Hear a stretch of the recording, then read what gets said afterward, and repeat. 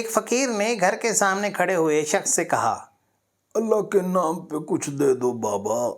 اس شخص نے فقیر کو پہچانتے ہوئے فوراً پوچھا، ارے تم آج دن کے وقت خیرات لے تو گئے ہو اور اب دوبارہ رات کو کیوں مانگنے آ گئے ہو؟ فقیر کہنے لگا، اور مہنگائی کی وجہ سے اوور ٹائم کر رہا ہوں بابا۔ بیگم صاحبہ شوہر سے، آج ہماری شادی کی 12ویں سالگرہ ہے، ہمیں کیا کرنا چاہیے؟ شوہر ٹھنڈی سانس بھرتے ہوئے، ہائے، آؤ بیگم اس عظیم حادثے کی یاد میں 5 منٹ کی خاموشی اختیار کرتے ہیں۔ اوہ، 5 منٹ کی خاموشی تو نہیں، لیکن اس کے بعد 5 گھنٹے کی جو شوہر کی آہ و بکا پورے محلے نے سنی۔ اگر آپ شادی شدہ ہیں تو آپ کو پتہ ہی ہوگا، نہیں ہیں تو پتہ چل جائے گا بابو۔ شوہر بیوی کو گھمانے کے لیے قبرستان لے گیا۔ بیوی، یہ کوئی گھومنے کی جگہ ہے کیا؟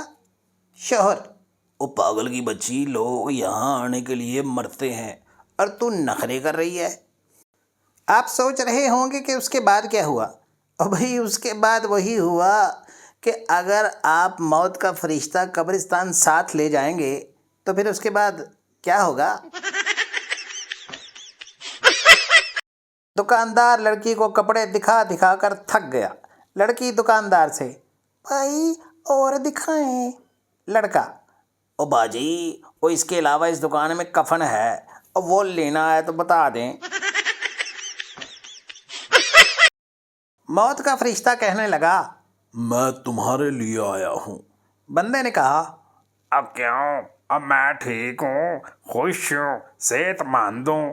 فرشتہ، تم اپنا موبائل بغیر لاک کیے گھر بھول آئے اور وہ تمہاری بیوی کے ہاتھ لگ گیا ہے۔ بندہ، چل پھر چلیے، اور گھر جا کے بھی تو ہی لبنا ہے۔ رخصتی کے وقت دلہن زور زور سے رو رہی تھی۔ اس کو دیکھ کر دلہا بھی رونے لگا۔ کسی نے کہا، وہ تو اپنے ماں باپ کو چھوڑ رہی ہے، تمہیں کیا مسئلہ ہے؟ دولہا، اس نے میرے بھی چھڑوا دینے ہیں۔ ایک شخص کے حالات بہت ہی خراب تھے اور مہنگائی نے زندگی مشکل بنا دی تھی۔ اس نے سوچا پیسوں کے لیے کچھ بیچنا چاہیے۔ کافی دیر تک سوچتا رہا کہ کیا بیچوں، پھر اچانک خیال آیا کہ کیوں نہ اپنے گدھے کو ہی بیچ دوں۔ اب اس خیال کے بعد سوچنا شروع کیا کہ یہ گدھا کسے بیچ سکتا ہوں۔ کچھ مزید غور کیا اور پھر اپنے ایک دوست کو خط لکھا، اگر تمہیں کبھی کسی گدھے کی ضرورت ہو تو مجھے ضرور یاد کر لینا۔ قرض دینے والی ایک کمپنی نے اخبار میں اشتہار دیا، کیا آپ مہنگائی کی وجہ سے پریشان ہیں؟ کیا آپ کو قرض چاہیے؟ تو پریشان نہ ہوں، اپنے دوستوں سے نہیں، ہم سے قرض لیں۔ آپ کے دوست آپ کو چھوڑ دیں گے مگر ہم آپ کو انشاءاللہ قبر تک نہیں چھوڑیں گے۔